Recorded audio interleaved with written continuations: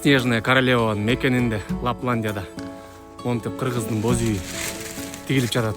Бир эле боз үй эмес, целый шаарча буюрса. Этно отель, этно городок болот бул жакта. Камчыбек Замирбектин кирпигине чейин кыроо баскан. Ал учурда Арктика аймагына кирген Лапландияда сөккө чейин өткөн кыш шилдеде кыргыз боз үйлөрүн тигип жатат.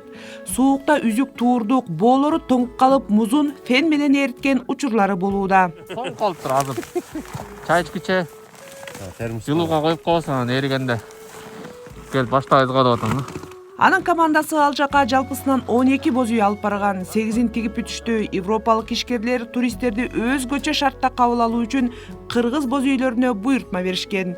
Этно боз үйлөрдү Арктиканын суугун эске алуу менен жасашты. Кийизи 2 кат болуп жасалган, жылууланган, андан сырткары суукка ылайыкташтырылган, жана жагандан коргоочу, кардан коргоочу ушундай чехол да каралган. Бул үстүнө да жабылат, бул капталына да жабылат. Азыр капталынан жаап аткан учурубуз. Бул чехолдун өзгөчөлүгү мунун үстүндө кар турбайт.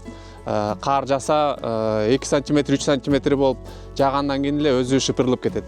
Кыргыз боз үйлөрү эми Түркияда, Бириккен Араб Эмираттарында жана Оманда тигилет. Камчыбек Замирбектин айтымында кыргыз үйүнүн түндүгү Стамбулдагы айтылуу Топкапы сарайында көтөрүлөт.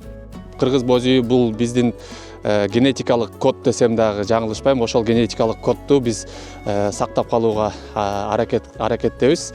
Анан жалпы максатыбыз ушул кыргыз боз үйүн дүйнө элине таанытып, боз үй аркылуу кыргыз маданияты менен тааныштырып, Кыргызстаныбызга чоң салым кошсок деген максатты көздөп келебиз. Ошентип учурда кыргыз боз үйлөрү Лапландияда түндүк жаркырагынын кооздугуна бөлөнүп турат.